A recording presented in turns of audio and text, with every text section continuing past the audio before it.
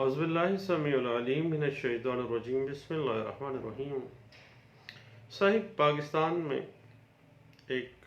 दुनिया का अजूबा है पाकिस्तानी क्रिमिनल जस्टिस सिस्टम के अंदर कि पुलिस अगर ना चाहती हो तो गंभीर तरीन कोई तनाज़ा हो जाए, बड़ा एक हीनियस क्राइम हो जाए, FIR तक दर्ज नहीं होता। लेकिन अगर पुलिस मेहरबान हो जाए तो तफ्तीश के दौरान भी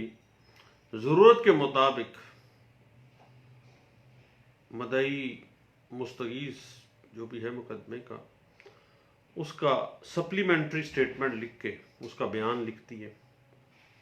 सप्लीमेंट्री स्टेटमेंट को उसका नाम देते हैं उसको, और सप्लीमेंट्री स्टेटमेंट बाद में लिख के उसको मुकदमे का असल मरकज ठहराने की कोशिश करते हैं। हत्ता कि उस क्रिमिनल केस का ताना बाना सारा उस सप्लीमेंट्री स्टेटमेंट के गिर्द घुमाना शुरू कर देते हैं, और इस तरीक़ेकार से ताने बाने बुनती है पुलिस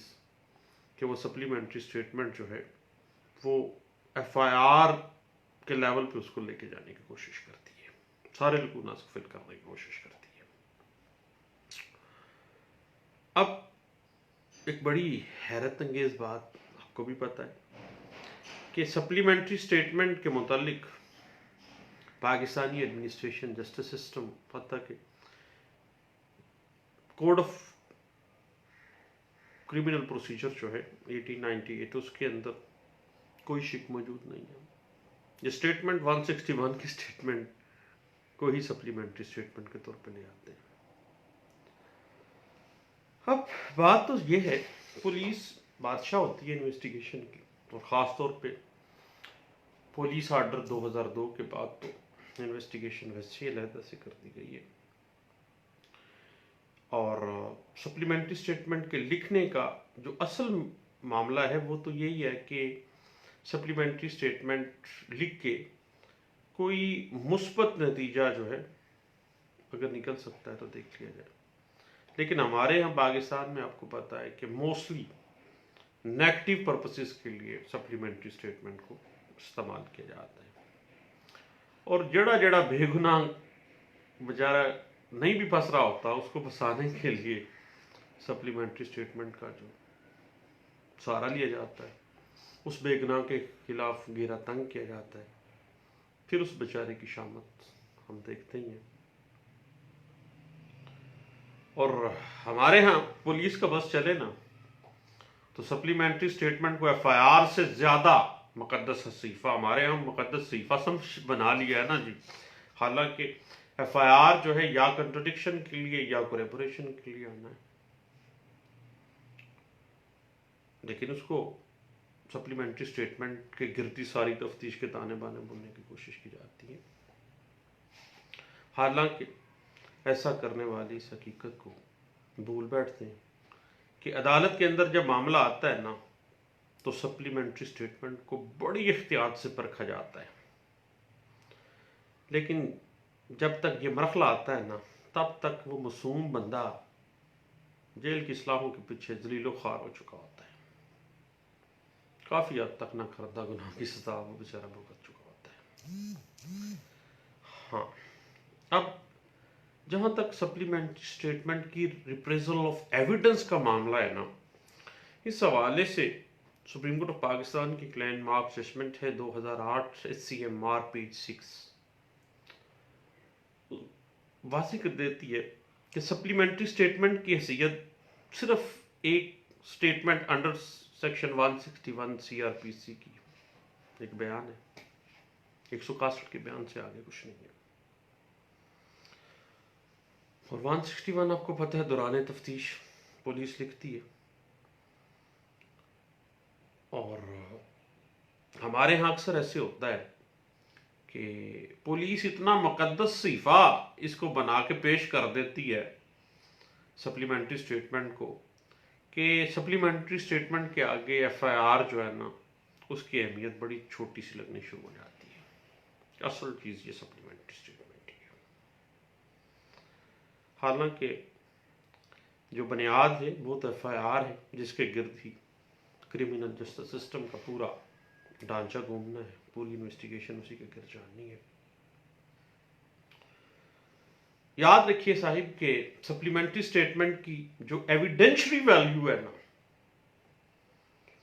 वो कोर्ट ऑफ लॉ की नज़र में उस वक्त तक कोई नहीं है जब तक ये बयान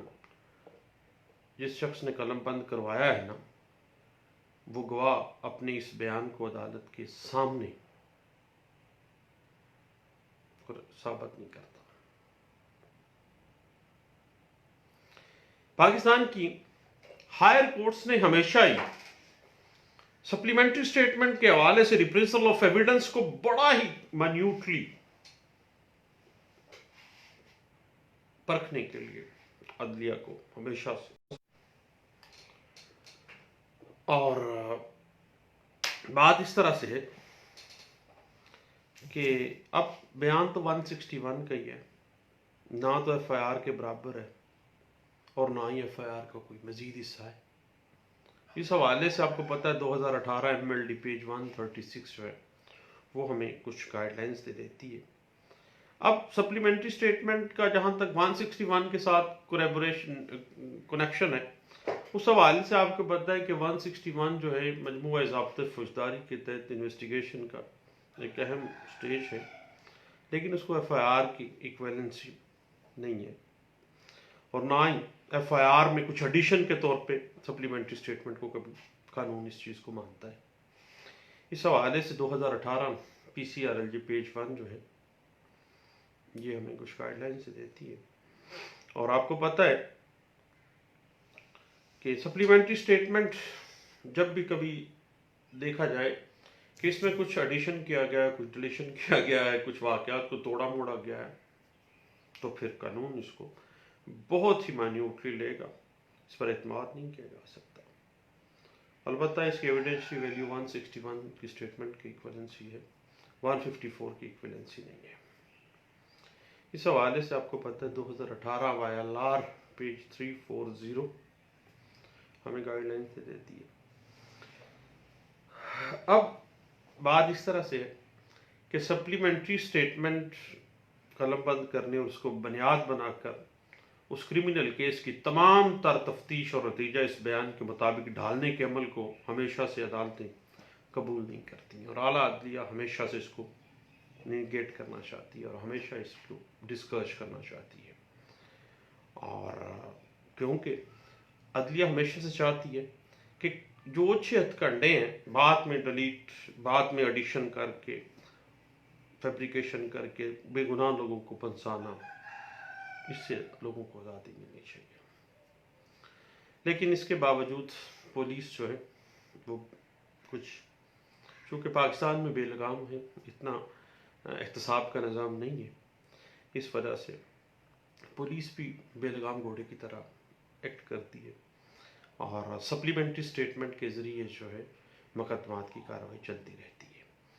इस हवाले से 2008 YLR पेज 1891 जो है वो हमें कुछ गाइडलाइंस दे देती है कि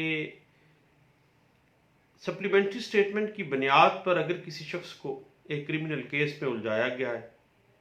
तो इसी बुनियाद पर उसकी ज़मानत जो है वो हो जानी चाहिए, क्योंकि मामला फर्दर इंक्वायरी में फाइल कर जाता है, क्योंकि सप्लीमेंट्री स्टेटमेंट में उस शख्स को जो है वो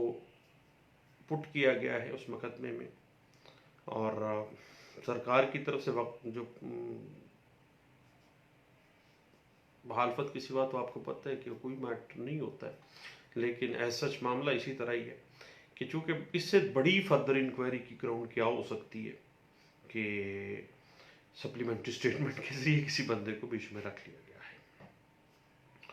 और आमतौर पे सप्लीमेंट्री स्टेटमेंट में कलमबंद करने की जो तारीख है, वक़्त है, उसके अंदर जब प्रोसिक्यूशन विटनेसेस कोर्ट के अंदर आते हैं ना, तो काफ़ी ज़्यादा उसमें तजाद कंट्राडिक्शंस आ जाती हैं। उस कंट्राडिक्शन का फ़ायदा कहाँ को मिलना है? आपको पता है कि फेवरेट चाइल्ड ऑफ लॉ कौन है? अक्यूज पर्सन है, उसी को ज़मानत तो उसको मिलेगी।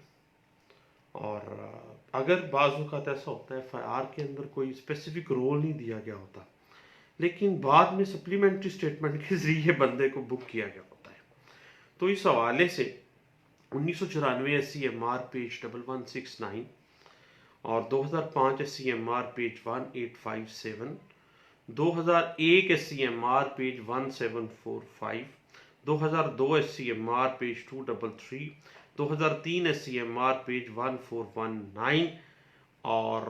1999 SCMR पेज 697, 1995 SCMR पेज 599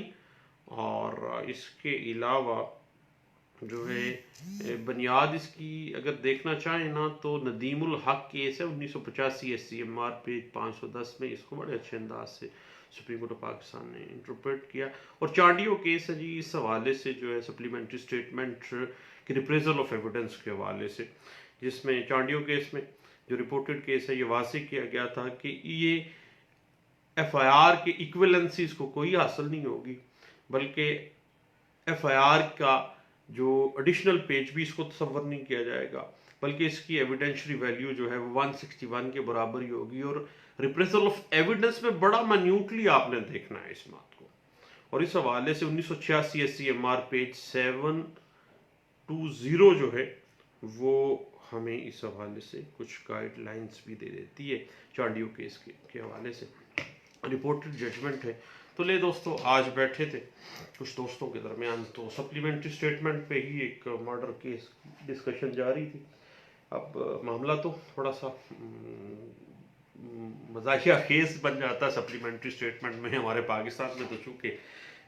ये मामला हम कोर्ट्स में आए रोज़ देखते हैं कि बेगुनाह लोगों को फंसाने का एक टूल है सप्लीमेंट्री स्टेटमेंट, उससे ज़्यादा कुछ भी नहीं है। अदरवाइज जो है वो कानून भी इस पर कोई ऐसा चीज़ तरह से इसकी कोलैबोरेशन होनी है बाकायदा तौर पर, दैन फिर किसी स्टेज पे उसकी कोई एविडेंशरी वैल्यू किसी कोई जो है सेंटिटी हासिल कर सकती है, अदरवाइज कोई इसकी सेंटिटी नहीं दी जाती है।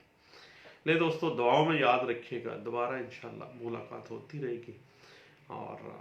फिर मिलते हैं। थैंक यू, अल्लाह हाफिज़।